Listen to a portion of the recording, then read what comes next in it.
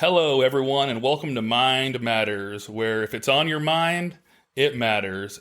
The podcast for love, life, and learning. I'm your host, Nate Shear, and we have a wonderful guest today, Emma Stonehill. Hi, Emma. Hey, Nate. So we're going to kick off and give the baseline for this AFSC brief. What is your AFSC? So I'm a 13N nuclear missiles operator, but I think most people in the Air Force know us as missileers. Missileers. Missileers. It's a made-up word. Got that sweet. I know, it's funny. I was writing my notes, right? And so I'm putting it into Microsoft Word, red underline. This is not a word. Yeah, it's not. I was like, no, it is a word. I kept like rewriting it. It was awesome. I was like, okay, add to dictionary. Right. So official title, Nuclear and Missile Operations Officer, but most people just Missileer. And I think most of us recognize that sweet missiles badge for the people that are out there. The pocket rocket. The pocket rocket. That's what we call it. Oh, it's got a name. Okay. Big and proud. That's awesome. So first question, how did you find or become interested? You got a little bit of a backstory on how you ended up in missiles. Can you give us a rundown of that? Yeah, for sure. I think these days the stigma is kind of changing. So I hope that by the time this podcast reaches audience ears, it's folks who hear the term missiles and they don't automatically think, oh, that's a terrible career field in the Air Force, because it's obviously not. They've all got pros and cons and ups and downs. But when I was a cadet at the Air Force Academy, there was very much a prevalent stigma amongst the cadets because, cadets are in the real Air Force and totally know what they're talking about when they give each other advice about future career moves. But pretty much everything I heard as a cadet from freshman year on was whatever happens, just make sure you don't get missiles. Everything else will turn out okay. But if you get missiles, you might as well give up. Your life is over. Oh. So that I kind of built that up in my mind. And originally when I came into the academy, I was dead set on flying. But, we've kind of talked about this before. I was pretty active on a airmanship team there. And I got kind of burned out from the cultural aspects of being in a flying-esque community. So I decided senior year, nope, don't actually want to fly. Decided to not go rated. I was able to put in 6 preferences for AFSCs. And then drop night came along and I got missiles, and it was not on my dream sheet. It caught me totally by surprise. And to be honest with you, I was completely devastated when it happened. It's actually pretty funny looking back on it, because I was sitting in my cadet dorm room with my roommate, Genevieve Clemens, and we weren't even supposed to find out about our AFSCs that night. The cadet wing commander, who was another, 19-year-old, 20-year-old, he had access to all of our AFSCs early, and he decided, let me do a homie hookup. I'm going to send this out to just my 2 best friends, and I'm going to tell them, hey, don't share it with anyone else. Rest of the cadet wing, they're supposed to find out next week. It's a whole ceremony with your squadron where you get your AFSC drop. And so you can imagine, like, how long do you think it took between this guy giving his 2 friends access to that database? We all had the link within an hour. My entire class of like 800 something people. So I'm sitting in my dorm room. Genevieve's over there. We've got the link. We've got the website pulled up, and we're looking at each other and we're like, should we do it? Or should we wait? And she's like, I don't know. What do you think? And I'm like, let's do it. Let's look. Her computer was a little bit faster. She refreshes. Boom. 14N, Intel Ops, her number 1 choice. She starts hooting and hollering. I'm like, oh my God. Oh my God. I think I put public affairs number 1, if I remember correctly. And I refresh my page, and then boom, 13 November, nuclear missile operations. I was stunned, silent. And you can imagine if you're in an institution for 4 years and all you've heard is whatever happens, don't get missiles. I had an absolute meltdown. I think I cried for like 24 hours straight.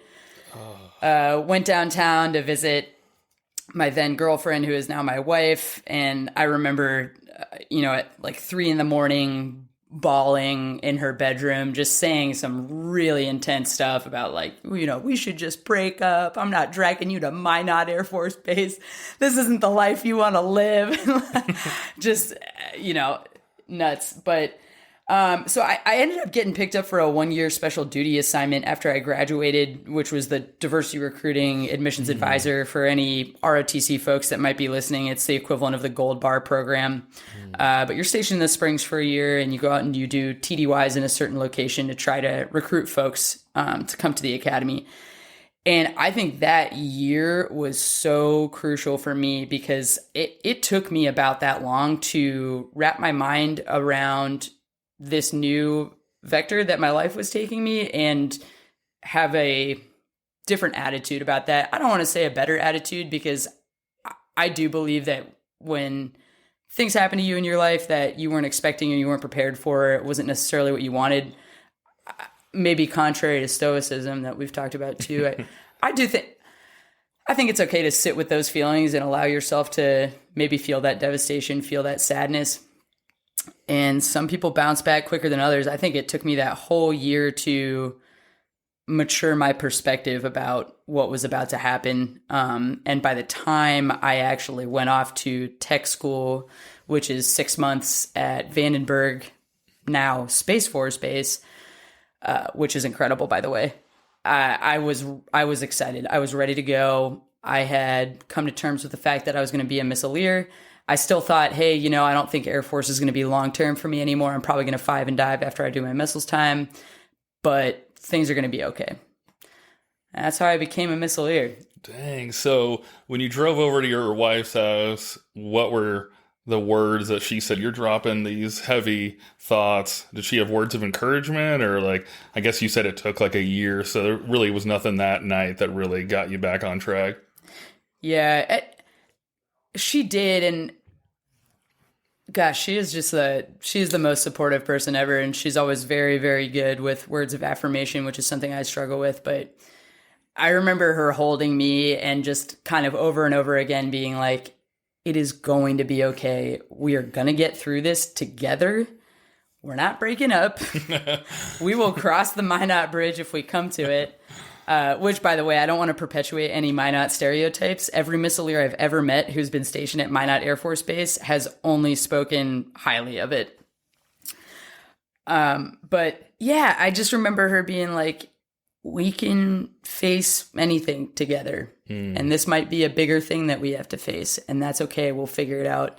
The other big thing was I had 3 incredible friends who are still some of my best friends today, Chloe, Charlene, and Sarah. And they came to my aid almost instantly. My roommate Genevieve had texted them and was basically like, hey, y'all need to come over to our dorm.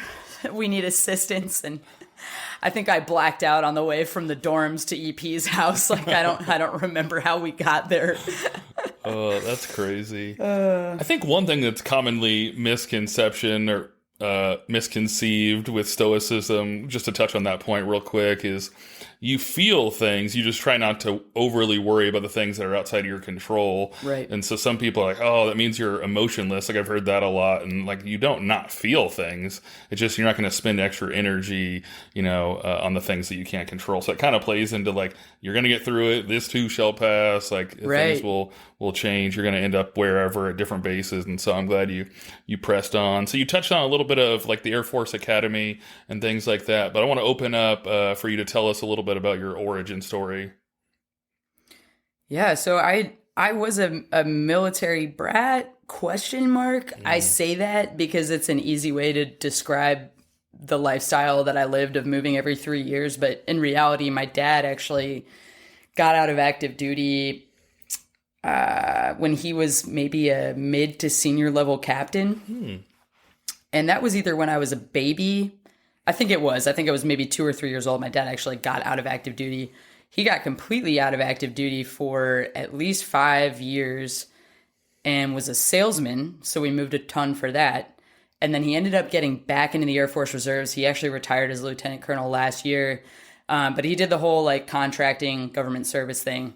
So I still grew up living the military brat lifestyle, But at the same time, I never really thought of myself as a military brat because I rarely, if ever, saw my dad in the uniform except for maybe a random Saturday every other month or whatever it was.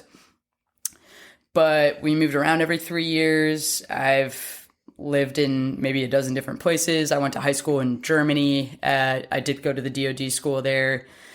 So the military has always been very much around my life. But as a high schooler, there's all those high school stereotypes. I was basically the weird hippie ukulele girl where I inexplicably always had a musical instrument in the hallways and was basically using the high school as busking grounds. Super annoying, probably. But that's who I was. I was kind of friends with everybody, and the military was never on my radar. I applied to a bunch of random colleges, mostly on my parents' behest.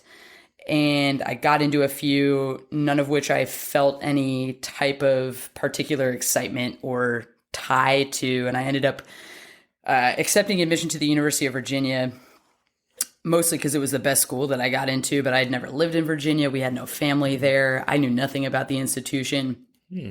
And so I'm right after high school graduation. It's the summer before I'm heading off to my freshman year of college. And one of my close friends, Alicia Verones, she played soccer with me. She was in basic training at the Air Force Academy. And she was sending me some letters back and forth. And I remember she sent me one letter in particular. Basically, she was like, dude, this place is made for you. You would love it here. And she described the obstacle course, the assault course. She's in the middle of basic training, so she hasn't seen the entire institution, but she's describing a lot of those more exciting aspects of any type of basic training or field training that you're going to go through. Yeah.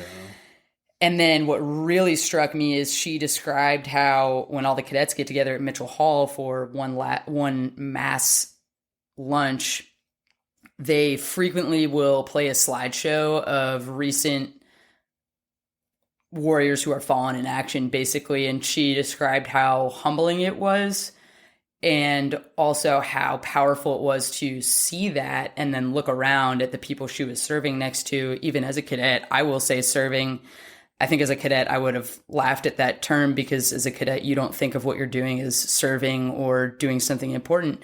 But looking back as a now senior captain, that's a huge decision as a 17-year-old or an 18-year-old, whether you're enlisting or going to ROTC or going to the academy. That is such a huge and mature decision to take that path instead of doing anything else, really. Yeah, and absolutely. That just really struck me because I wasn't excited about going to a regular college. I didn't feel any sort of tie. And then hearing how she felt like she was part of something bigger than herself, that really resonated with me. So I started the Air Force Academy application as I was headed into my freshman year of civilian school at the University of Virginia and spent that entire first semester on top of all my classes and everything else going through that application. So kind of a weird path to the academy. Again, I was the hippie ukulele girl, so you can imagine how surprised my parents and friends were when I was like, yeah, I'm going to go to USAFA and be a fighter pilot. Yeah, that's wild. It kind of reminds me of myself. Definitely not ukulele, but I had the oddest place in high school. I took AP classes, but I didn't like to hang out with the preppy people. And I skateboarded, but I didn't jump into. I could see you as a skater. That's what I was going to guess. Drugs, but then I swam, but I wasn't like a jock, and so I had like this weird thing where like I knew everybody, but I wasn't super deep and with anyone. So that's something that's kind of weird. Like when I go back home, I don't really have any connections because I was kind of like surface level with everybody. So something I've learned: try to take the quality of people versus the quantity, because I knew a lot of different people. And it's funny you mentioned like not wanting to join. My bonus dad was in, and I used to watch him put on his BDUs and do the pants and the blousing and the boots. And I was like, I'm never doing that. And I tried, I went off to University of North Dakota and I flew for a while, and then we ran out of money. And so then I had different odd jobs, and I came in, guaranteed air traffic control after just like nothing was going anywhere, and needed like, purpose and a sense of belonging and things like that. Like the odd jobs were not cutting it. But it is funny that you try to push or rebel against the thing that you believe is not the right thing. And, now 14 years later, it's definitely, taken me places and completely taken care of me. So it comes full circle. The universe is kind of a hilarious thing. Like I used to poke fun at my bonus dad a little bit because he was in contracting after he was in avionics. Because everyone as a kid, you're like, oh, my dad's in the Air Force. Like, oh, cool. Does he fly jets? And I'd kind of get resentful or whatever it was. And I'm like, no, he just pushes paper. He just flies a desk, these derogatory terms. And then I came up on my retraining and got moved out of air traffic, and I got moved into contracting. So I called him, and he's just laughing hysterically. Like I'd poked fun at him as a kid, and it all comes back around. But to get back on track with the AFSC, this question probably a little difficult, but I really got to try to get this across to the listeners. So how would you describe a typical day or week in your job, and what are some of the main responsibilities you have? Yeah, absolutely. So obviously with any job, it's going to kind of change as you progress through your career. But when you start off as a missileer, it's structured very similar to flying or any ops career field. You jump in as a lieutenant, and your number one responsibility is to become an expert at your weapon system. So primarily, you're pulling alerts. That's a term we use. I'm going to go pull alert on Friday. Maybe they'll say, I'm tripping out on Friday. I'm tripping out to the field. When you pull an alert, that is 24 hours underground in a nuclear missile bunker. They're somewhere between 50 and 60 feet down. They're in really remote missile alert facilities that, for my base, are scattered all around eastern Colorado, western Nebraska, a couple in Wyoming. And that is the shortest summary of it. But when you dive deeper into it, there's a little more that's involved. When you're going to go pull an alert, you go to the mission support base first, which for me is FE Warren Air Force Base. You're going to do mission planning. You're going to get intel briefs, top secret issue. And then you're going to hop in an F-150 GOV with another lieutenant. And honestly, when you're tripping out on alert with someone that you like, my job is basically a weird road trip followed by a weird adult sleepover in the most wholesome and innocent way possible, obviously. If you pull alert with someone you aren't super fond of, which for me was few and far between. I loved most of the people I ever pulled alert with, except for 3. And yeah.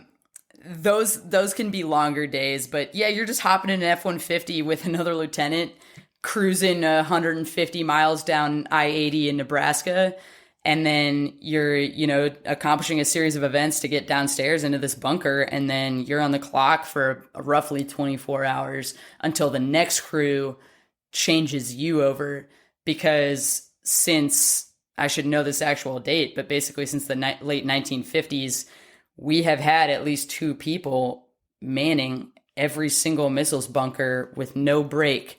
You have to have 2 people down there, and then you can't leave until 2 people come and relieve you and change you over and accept custody of those nuclear weapons, and then you can go upstairs. So for the longest time, that was it. You went out there for a day, and then you came back for a day, and you had a full day off. And then you went out for one alert, and then you had a full day off, and it kind of just rotated like that.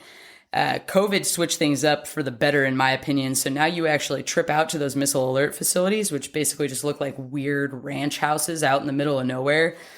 And you stay out there for a week, but you're with 2 other people.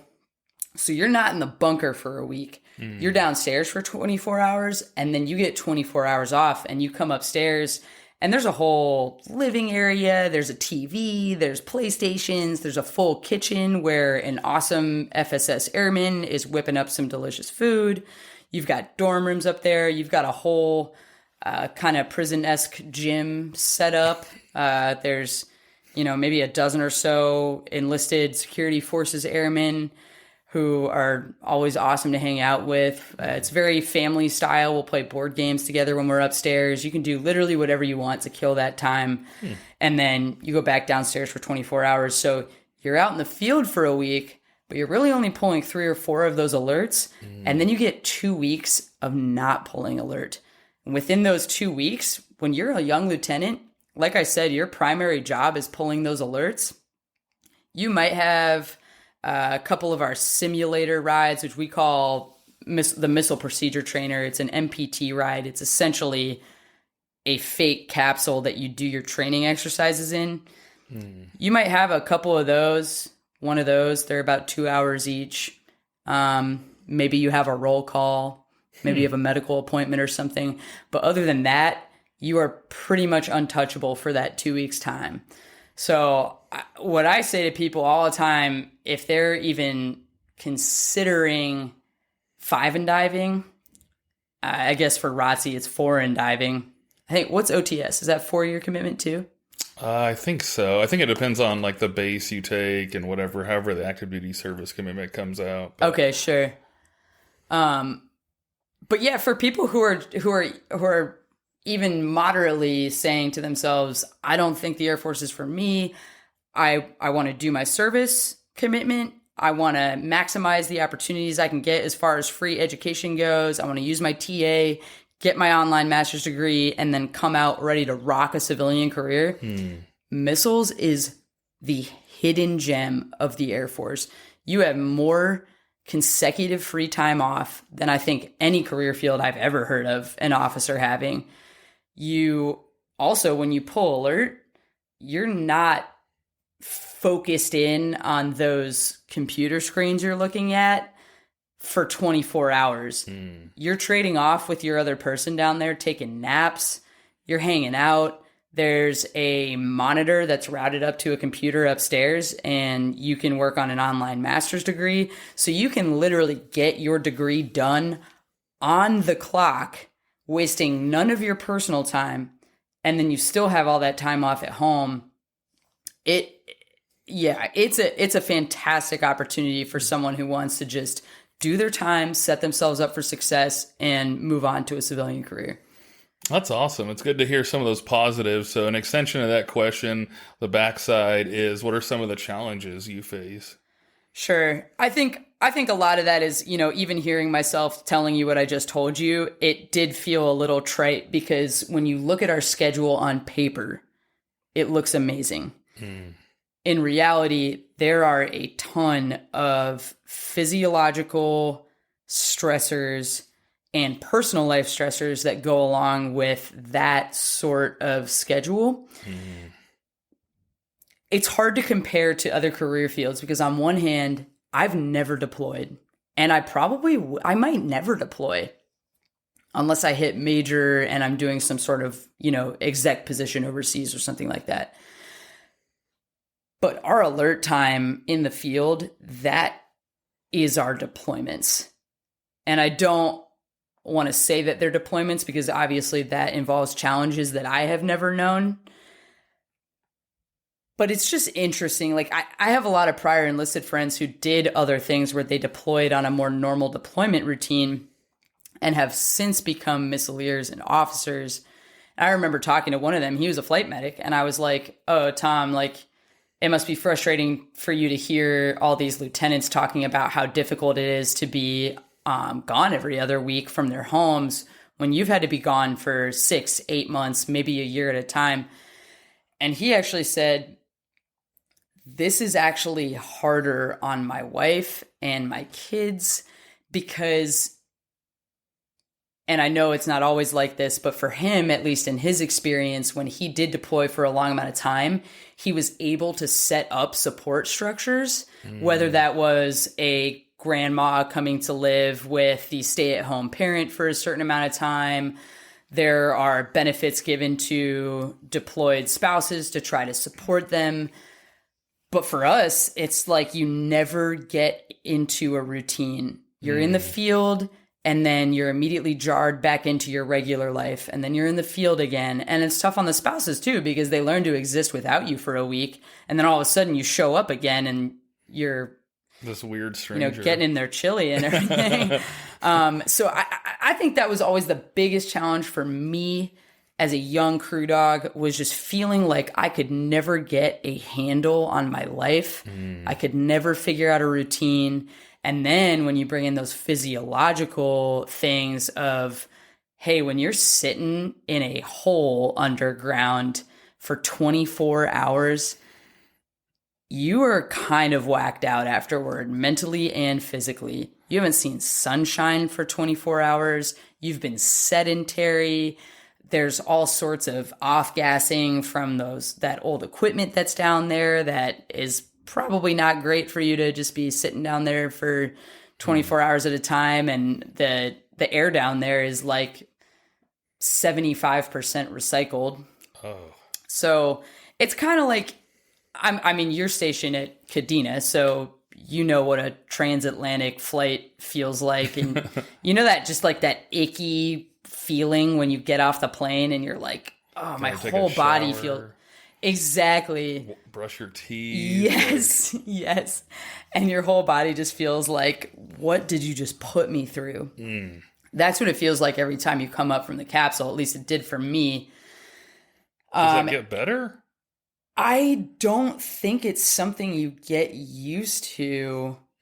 I think you get more accustomed to having to abruptly shift into a night schedule, maybe. You might get a little bit better at sleeping in the capsule, because that takes a long time to get accustomed to, because it's kind of weird and uncomfortable. There's a lot of noises. But I don't know. We had a nutritionist come and talk to us recently, and they showed us a bunch of data about how much sleep affects you, affects your mental health, affects your physical health. And one of the things they told us is that they've done MRIs and scans of the brain that have shown the negative effects of sleep deprivation, including, I think they were specifically looking at shift workers and actually disrupting that circadian rhythm. And they were showing the negative impacts on those scans up to 16 days after the disruption happened. Oh, wow. And I raised my hand in that briefing, and I was like, all right, hey, given the fact that it takes 16 days, what is the solution for our missile schedule? How do we stop flip-flopping people constantly? Because that clearly isn't good for you. And she basically said the real solution would be, you're on night shift forever, and you have to live your whole life on night shift. When you go home, you need to be on night shift. When you're at work, you need to be on night shift, and you need to stay like that for long, sustained periods of time. But obviously that's going to present a whole host of its own personal life issues and everything.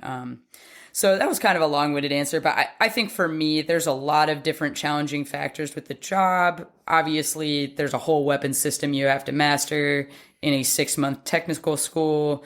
There's a huge breadth of information you have to be familiar with to be a successful operator.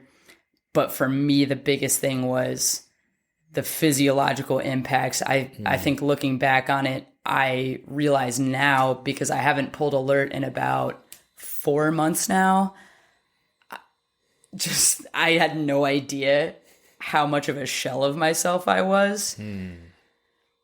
And I think what's tough is, like the flying world, as you become a flight commander, an ADO, a DO, a squadron commander, you're still going to pull a handful of alerts, but probably only a couple a month, just to retain your currency and to get face time with your people and show that you are still an operator first, a leader second.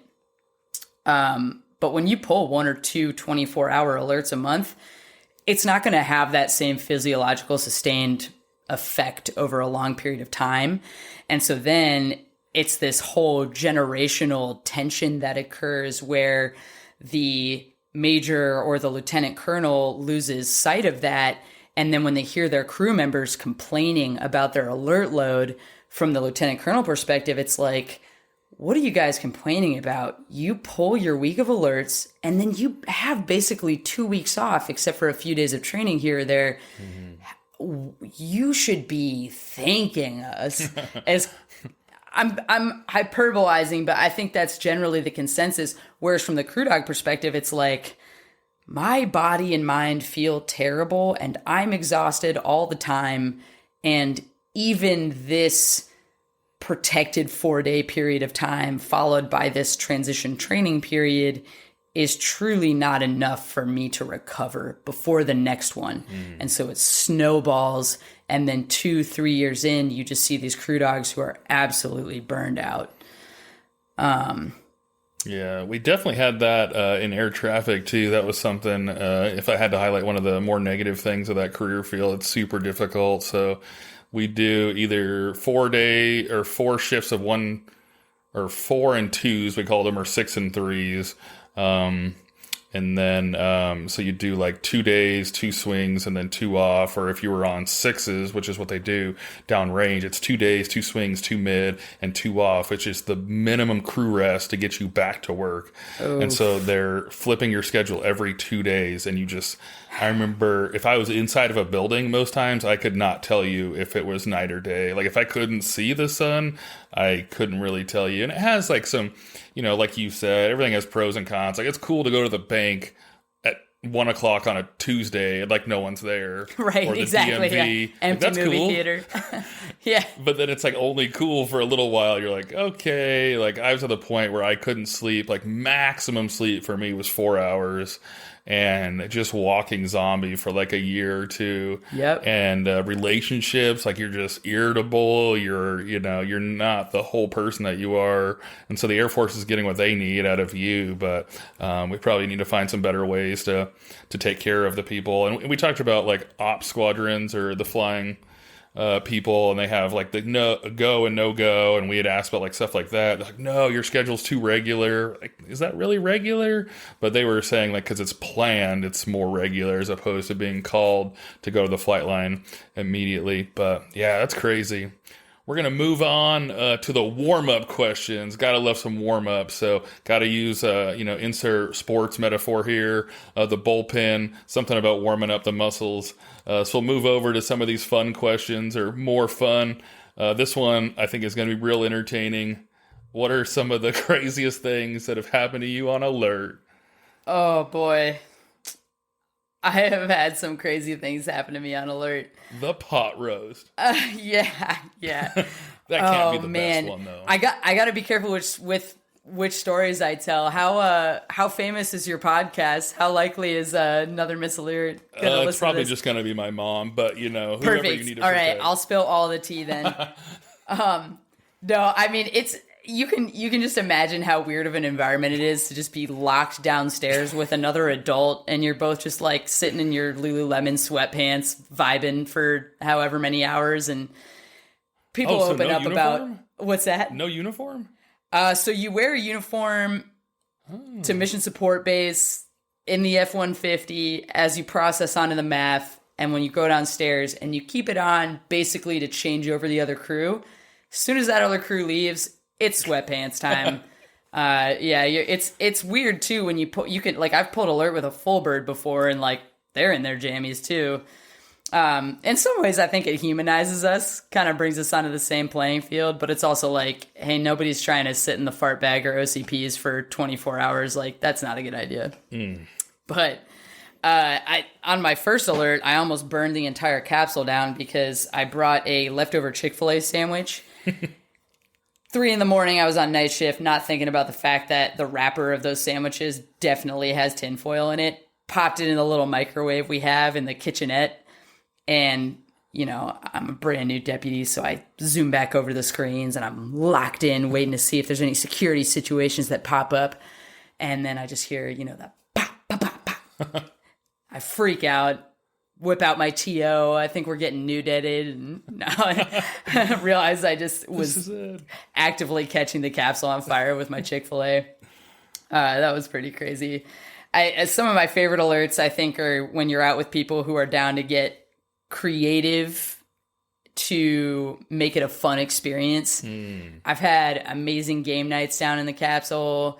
I've been on alert with folks who are down to have full-on charcuterie nights, and obviously we can't drink alcohol down there or anywhere near the installation, but we brought down like Welch's sparkling grape juice and we had a full charcuterie spread and we watched rom-coms. So I think those were some of my favorite alerts. I could definitely see it being fun. I feel like D&D would be a blast. I know you need more than that, but to build your character and whatnot, ooh. Oh yeah, it's prime. Yeah, it's prime for 24 D&D hours? down there. That's awesome. Okay, that's a great story. We'll move on. I think this one's going to be really cool for the listeners to hear. This is probably my favorite question of all the AFSC questions, and the idea is just to be getting information out and allowing people to make informed decisions about their careers and possible cross-training or even coming into the career fields. But can you speak to any common misconception or stereotypes about your career field and what the reality actually is? I hope that the stigma is changing, but as I alluded to in my origin story and how I came into missiles, we were battling that reputation that it was just a bad career field that didn't take care of its people. And I think some stigmas can be and are resultant from truth, whether it's a fraction of the truth or the whole truth. And as a career field, missiles faced a huge challenge a little less than a decade ago. It's the Malmstrom cheating scandal. I won't go into it. Everyone in missiles has heard about it. It's, the dead horse has been beaten many a time. But the cool thing about that scandal happening is they developed this force improvement program that I'm sure wasn't perfect, but I think from what I've heard about how the career field used to be and the intensity and the pressure that was put upon crew members to get hundreds on these very difficult tests, all of that has gone away. And missiles as a career field has entirely swung the pendulum to become leaders in the Air Force, exemplars of how you take care of people, how you take care of families. And I do think that we're succeeding a lot in that realm. Case in point, I just got picked up to do my dream job in the Air Force. I get to go instruct at the Air Force Academy. It's something I've been trying to do for a long time. And I have had only the utmost support from my leadership to go do that opportunity, because they know that if they go let me do that, odds are I'm going to recharge and come back to the career field. Whereas I think a lot of other career fields, and I think old missiles would have had the mindset of, no way, you're doing missiles, and if you don't want to do missiles, then see you later. But we're making a lot of improvements to try to help folks do what they really want to do, pursue their passions, utilize their skill sets, and support their families. That's good stuff. Next question is, a few of these, I'm trying to kind of weed them out as we go because you're hitting on so much good stuff, so trying not to repeat anything. But this next one, I think you kind of touched on it, but just make sure there's nothing else you want to touch on. Was there anything that really surprised you about your career field, either in a good or bad way? Yeah, totally. I don't think I knew what to really expect going in, which I'm sure is true for a lot of people rolling into. I'm sure you didn't totally know what you were getting into with ATC as a young airman, but I think the biggest thing that pleasantly surprised me was how much in common it has with some of the flying culture. That all happens to be the stuff that I liked from flying culture. Mainly, you're in a squadron with 40 other lieutenants. As a lieutenant, that is fun. You always have a group of homies to hang out with who are down to clown, hang out in Fort Collins, go down to Denver. Like, I had so much fun in between alerts over the last 5 years. And you don't get that when you're a contracting officer or an acquisitions officer. You might be the only officer and you've got like two civilians who are like 55 years old. No shade. They might be fun too, but it's just a different vibe being in a squadron with 40 of your peers. So I loved that. I loved that, you know, we have the heritage. We wear the flight suits. We have heritage bars in the squadrons. We've got the beer light. There is a very social culture that retains those types of things that really drew me to the ops world. But what really surprised me and what I've loved the most about my career field and what I think is very contrary to the flying world is the amount of diversity that we have in our career field.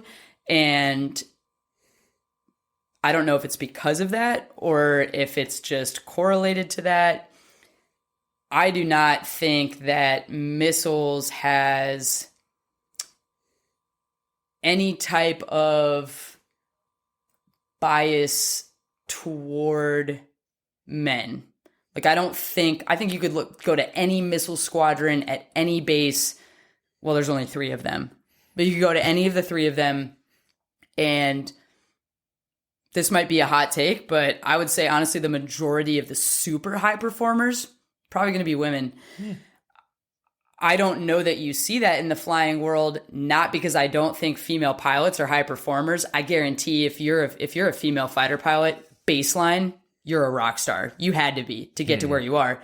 But you might be the only woman in your entire A-10 squadron at Davis-Monthan Air Force Base.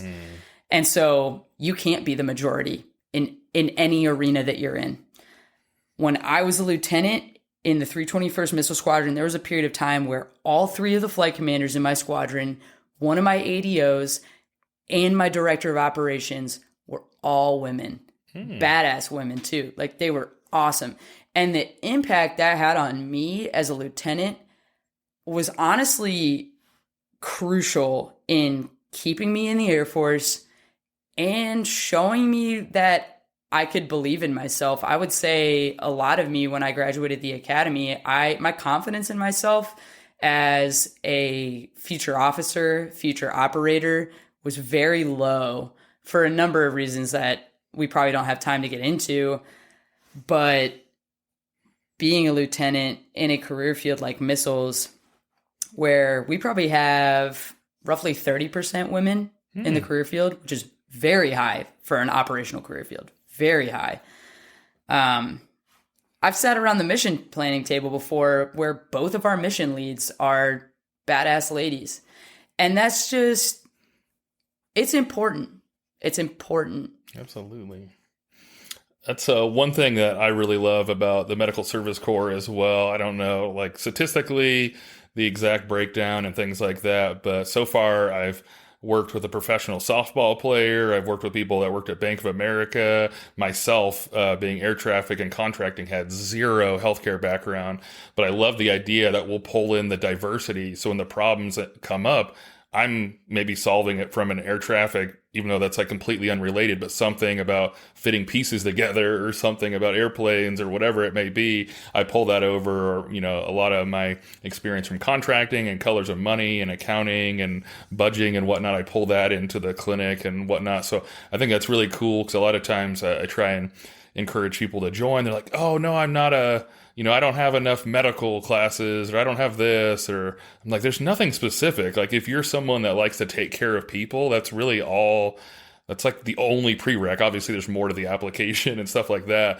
but the O6 that interviews you and gives you the final nod has been around for so long. He's going to know, like, if you're answering the questions just to answer them, or like you're a truly genuinely good person that just wants to take care of people and solving problems from a different solution. So yeah, like, professional softball player, nothing to do with healthcare, but she can rally a team and get stuff done. So even though she had no military experience, didn't know where the portal was, Victoria, sorry, just poking fun, and things like that, like, she can get people to do things, and that's all we really need as an officer. I mean, officer first, career field kind of second. So awesome point of the diversity of being able to, solve problems. You don't want the same solution every time. maybe, what we did before is the right solution, but it's better to see all the different possible solutions and then pick the most correct one. So that's awesome. The right people are getting into the right boards. I'm always like a little disappointed not to have a negative note on this one, but even I think it was today I walked by the leadership wall there in SOS and just kind of bummed a little bit to just see all old white guys. It'd be nice to see a little bit difference, but we're getting there, I think. But we'll move on to the next question. Next question is, what's a personality trait you think somebody would need to be successful in missiles? Kindness. Honestly, just kindness. You know who would be an incredible missileer from our SOS class? Chris. Oh. Because Chris has silently made our classroom and our team better every single day, seeking no recognition. Like, he's pretty much single-handedly cleaned the classroom every Friday. Those are my favorite missileers, are the people who are kind and who are good teammates, which to me is really rooted in kindness as a general quality. Because when you're down in the same space with somebody for 24 hours in a baseline, unpleasant, uncomfortable environment, you can't be mean to each other. You can't have an ego. You can't do things that make your partner's experience any more unpleasant than it already is. In fact, you should be finding every single way possible to make their alert just a little bit better, whether it's cleaning the toilet in the refrigerator or making them coffee for when they wake up from their night shift, or I don't know, sharing a snack. But yeah, it's interesting when you get that human to human connection. Like, one thing that always drives me nuts is people that are late, and it all derives from the 5 years in air traffic. You have to do turnover and you have to debrief and let them know where the planes are and what's going on before you can unplug and move over, sort of with my very limited knowledge of missiles, but some type of turnover procedure. Yep. You can't leave until the other person's there. And so even if you're 2 minutes, because I've had troops and whatnot, like, I'm only 2 minutes. But if I think back to my time where, like, I'm on the other end, I'm coming off a night, I'm completely tired, I just want to go home. Right. Like, 2 minutes is the longest time. So I guess that's that empathy, that connection. Right. I'm like, no, 2 minutes is a big deal. That's 2 minutes away from your life. It's 2 minutes away from you with your kids, your wife. Yeah, I totally agree. Dang, that's super important. So if anyone out there is listening late, stop being late. Want to touch on this real quick. I don't know if you can sum this up shortly, but what do you find most rewarding about missiles? The big stick. The biggest. Sticks don't get much bigger than this. So good. The most rewarding thing has absolutely just been the opportunity to work with the phenomenal group of people that I've been able to work with. Obviously, I've been at the same base for almost 6 years, so that group has morphed throughout that time. But over and over and over again, I have been constantly just astounded by the quality of people who do the job that we do, who take care of each other every day. In particular, I will shout out my current team that I work with in the 319th Missile Squadron, all the flight commanders, one of my ADOs. It's so collaborative. Everyone is there to take care of the people. And that is the only motivation any of us have, is take care of the people, and the mission will happen after that. And none of us have any ulterior motives. And it has been the most learning that I have done in the last 10 months. My other two flight commanders are two prior enlisted dudes that have just taught me so much. Milo Otis? What's his name? Milo Otis? No. I have no idea where he's stationed, but he used to be my troop. It's not F.E. Warren. Oh, shoot. Dang it. Sorry, Milo. I don't know where you're at. Sorry, Milo. Okay, I got one last AFSC question. We'll move over into some other stuff. So when you're in the simulator, just pure curiosity, do you actually go through the like turning of the keys? Big time. That's a lot. I would say that's like almost the majority of what we train in The Sims because you can't do that on an actual alert. So yeah, tons of what we train in The Sims are those emergency war order procedures. Does it shake or sound alarms or what's the thing that happens in the Definitely auditory things going on. I wish that it was suspended on some kind of like roller coaster, simulator like like red flags or a Six Flags like thing where you get to actually feel what a new det would feel like. That would be awesome with like smoke machines and stuff. No, it's not quite that realistic, but Dang, that's crazy. Okay, so since it's Mind Matters, we're really focused on clearing the stigma of mental health, talking about important things and taking care of our minds. So we're going to move into the last two questions, not necessarily AFSC related, but we're going to weave in mental health into every one of these episodes. So what's one lesson you've learned in your life that you feel everyone should learn? It's the golden lesson.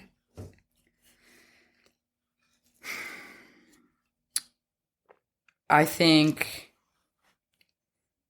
for my time in missiles specifically, I think that's what comes to mind first, just because I think my mental health low points in my life have all been during my time as a missileer. Not that the entire time was a low point, but those valleys did occur in the last 6 years. And I think the two things that helped me out of those valleys were A, seeking therapy early before I was in a place that was super dark, and having that part of my routine so that when I was in a place where I did really need help, I wasn't also trying to navigate how do I find a therapist that I jive with in this period of despair or whatever it is. Everyone should be going to therapy all the time, no matter what mental state you think you're in. Even if you're the bodybuilder of mental fitness, you should be going to therapy, in my humble opinion. Oh, absolutely. It's interesting. I've been house hunting, and when you pick a house, you're like, oh, what's a nearby school? Is there a gym nearby?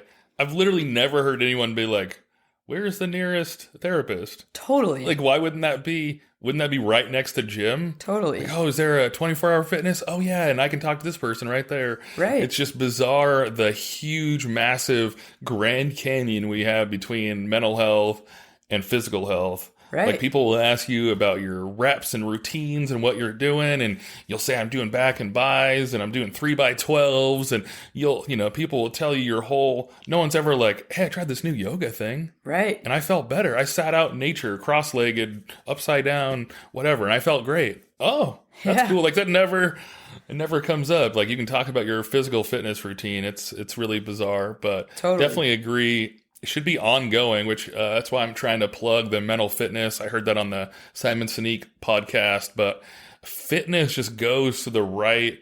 And like we were talking about just before the podcast, words matter. Like, people are like, oh, it's semantics, it's nitpicky, but no, like, words, fitness shows the ongoing. There's highs, there's lows, there's good days, there's bad days in the gym. Same thing. There's like some days you're tired, but you still go. And so fitness, I think, is really important and ongoing, and definitely, like you said, starting early. Like, it's the weirdest thing. You wouldn't like jump on a treadmill once and go home, or like wait till you were like 400 pounds before you go to that doesn't make sense. Like, that's not how it works. So good stuff. We got one final question. You started to touch on it. Hopefully this isn't repetitive, but what are your personal mental fitness thought? It can be a tip, a trick, or a personal story that helps you with your mental fitness. I think for me, it comes down to separation. And that's hard as a military member because our personal lives tend to be ingrained in our work lives, because a lot of times we need to forge that type of community to have those support networks when we have unique challenges as military members. But at the same time, I would say if you are a military member and you do not have any civilian friends in your community who are not a relative and they're not somebody you knew from your past life, like they're not a high school friend or something like that. But if you are one of these military members and you are only friends with other military members, I challenge you to do something to get involved with your community, reach out to some neighbors, join a city intramural team, go to a poetry slam at your nearest coffee shop, whatever you're already interested in, but try to make and forge a genuine friendship with someone who has nothing to do with the military. Their spouse isn't in the military. It's for a number of reasons. One, it's a good perspective, and we should all have that perspective. It's never good to be stuck in a bubble, no matter what bubble that is. But two, I think it's literally rejuvenating and healing to have these moments where you're just 100% cleansed of what's going on in your workplace. You can have that I call it my Mr. Rogers moment when I come home for the day. I take off the OCPs or the flight suit, and I get into civilian Emma clothes. And I try to get in these mental states, honestly, where I can get at least an hour in where I completely forget that I'm an Air Force officer. Obviously not completely. I still abide by rules and regulations, but just try to remember who I am and who I was before I started wearing the uniform and who I will still be when I take the uniform off. I think it's really important to connect with that inner self. And there's something beautiful about interacting with civilians who have nothing to do with the military that kind of brings that out in you. It forces you to talk about things that are not related to your job. Dang, that's powerful. That's good stuff. I've never really thought of that before. It's interesting because one of the challenges we have, you hear it in a bunch of different articles, is leaving the military. People have the hardest time because it's been made your only thing. Wow. Yeah. I think having connections that are outside would probably make the transition a lot easier. It's not your only thing. It's a part of you. It's made you up into that point. You have experiences, you have stories, that's definitely a chunk of you. But it probably shouldn't be all of you. That's good stuff. Well, I'm going to wrap up, try to summarize some points. So, you talked about some of the highs and lows of missiles. Sounds like a really great career field, a lot of opportunities to work on yourself, maybe some school hours. Schedule is a little wonky, so that could be something, but some really rewarding things that you probably would not have thought of before. If any listeners want to share their thoughts or jump on here, please let me know. We will highlight and record whatever AFSCs or mental health stories that we need to. Do you have any parting words? No, just if anyone has any questions about missiles, I'm happy to talk to anybody. Like I said, I was devastated when I got it, and I can truly say now that I am so grateful that I was put into this career field. Obviously, I talked about some lows, but the majority of my experience has been an overall high. And just extremely grateful for the opportunities that my career field has presented me and the incredible leadership that I've had as a missileer. Awesome. Well, thank you for coming on the show. Thank you for everyone that's listening to AFSCs 1 through 9. Remember, exploring different career fields is an important step in finding the right path for you. Join us next time as we continue to explore different career paths and the opportunities they offer. If you have any other questions or want to share your career story, please contact us or reach out to Emma Stonehill if you want to hear any more about missiles. Thank you.